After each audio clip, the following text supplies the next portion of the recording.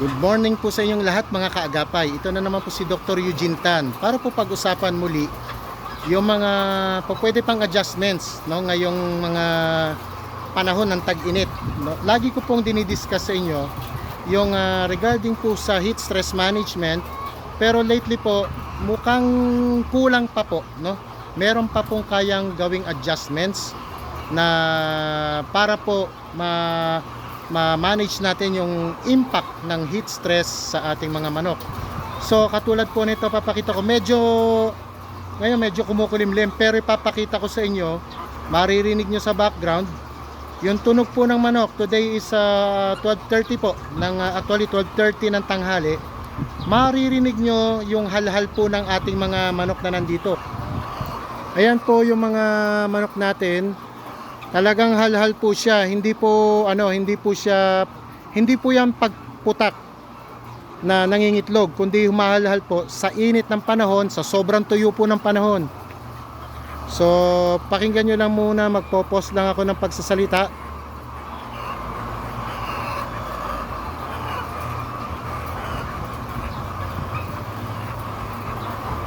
So ayan, balik po tayo sa ating discussion. So pagka ganito pong masyadong mainit ang panahon, no, maganda po talaga na meron tayong naka-install na fan para gumalaw po yung hangin sa loob. Lalo na kung ang building natin mababa, umaakyat ang ammonia, mas lalong apektado yung tinatawag na metabolismo ng manok, at nagkakaroon sila ng lalo na mga sipon at halak. So importante po yung mga fans, no, hindi siya diretsyon-diretso, medyo naka-tilt po ng bahagya yan kung mapapansin nyo lalapit natin ng konti. So importante po na nakaposisyon ng ayos ang ating mga fans. Ito so makita nyo sa side, hindi po siya diretsyon-diretso, medyo naka ganon po ng konti yan, para strategic po ang tama ng hangin doon. Kahit papano mayroong konting hangin na tumama po sa ating manok, no, not necessarily na blower para po sa manok, kung hindi para ma-move out yung pangit na hangin at magkaroon po ng air movement at ma-alleviate, mabawasan po yung impact ng init sa katawan ng manok, na ang ginagawa po naman talaga ng manok ay humingal. So ayan, so ganyan ang paghingal na ginagawa. Pagka ganyan po ang ating mga manok, bumababa po production, humihina rin po ang patuka, no? So ang epekto nito sa paghina naman ng patuka, syempre bababa yung production, given na po yun. Bumaba production, ibig sabihin dahil nahirapan siyang hindi niya nakuha yung tamang nutrisyon para po sa kanyang katawan.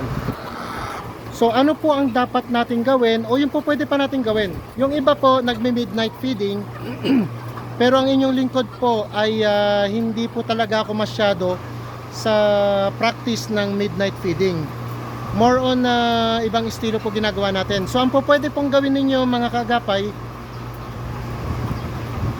yung pagpapatuka po ninyo sa umaga, kung 3 times a day po kayo nagpapatuka, ang gawin nyo po 40% ng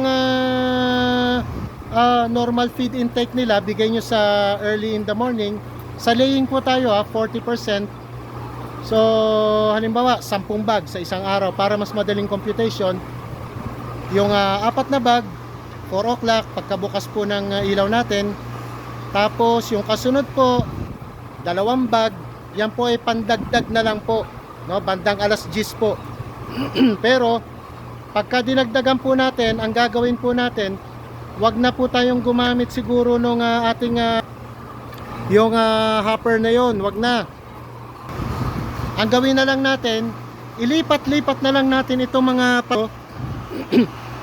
ilipat natin yung makapal na patuka doon sa mas manipis. At yung 2 bag na sinasabi ko na pandagdag ng 10:00 ng umaga, idaragdag nyo na lang din sa manipis bago nyo po paghaluin, bago nyo po itulak ng dulot-dulo.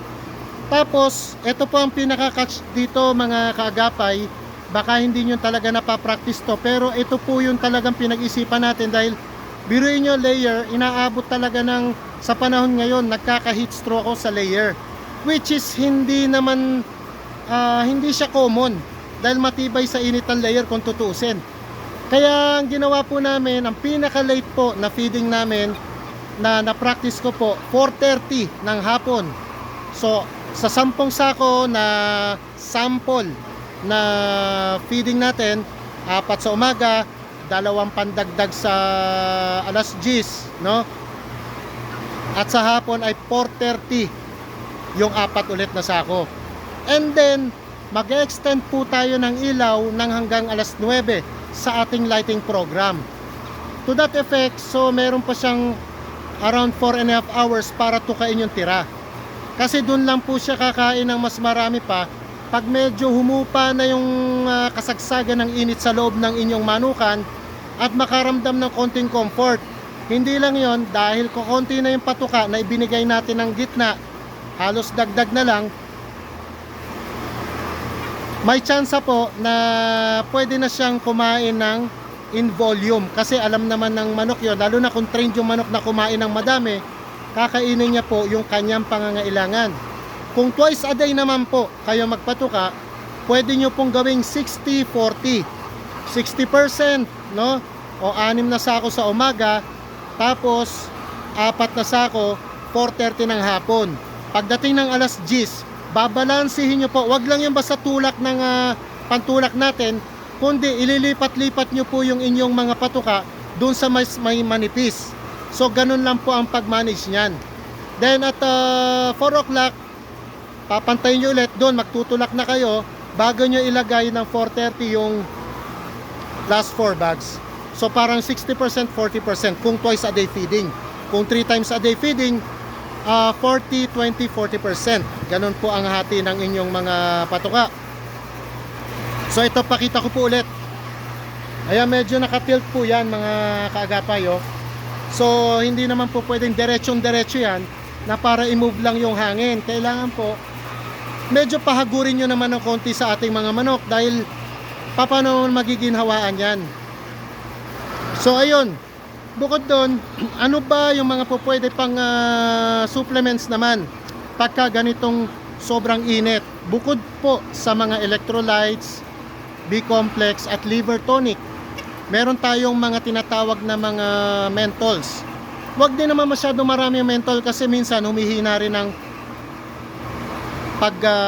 water consumption ng ating mga manok. Kaya ang effect po nun, nababawasan po yung tubig, nadidehydrate din po. So kailangan tamang dosage lang po. Karamihan po lumalabas ay 0.25 ml per liter ang dosage. Karamihan na nakita kong mga ganyang klaseng mga gamot na po pwede nating ibigay o supplements. Ang epekto po nito, hindi lang naman to pang sipon, para sa akin po kasi complex po, kasi kakaiba po ang respiratory system ng manok. Actually abot siya sa loob ng mga katawan niya, yung respiratory system niya, dahil po sa tinatawag na mga air sac. Kaya kahit papano nakakatulong po yon na medyo makaramdam ng konting ginhawa ang ating mga manok. Okay, so yun mga kaagapay, ulit po, ang po pwede nyo pong gamitin mga supplement bukod sa mga vitamin C electrolytes ay yung mga betaine at yung mga menthols. Makakatulong po sa tamang dosage po mga classmates. At importante po yung feeding management na nabanggit ko kaninang nung sa kauna-unahan nitong ating video. Huwag po kayong magtatambak ng feeds kung hindi naman talaga natutuka, kasi pag inamag yan, mas malaki pong problema sa ating production. So subukan nyo po, just make sure na walang ibang problema ang ating mga manok at naobserbahan natin ng ayos. Kung wala naman siyang mga underlying disease or parasitic condition, doon lang po sa adjustment o fine tuning ng ating supplementation at feeding management, makakakita na po kayo ng karampatang improvement sa inyo pong mga alagang paitloging manok. Ayun, kung nagustuhan nyo po itong ating video, paki-like, share and subscribe na rin po. At doon sa nangangailangan, atin pong i-recommenda ang ating video. Muli, ito po si Dr. Eugene Tan, ang inyong kaagapay sa tagumpay. God bless po sa inyo lahat.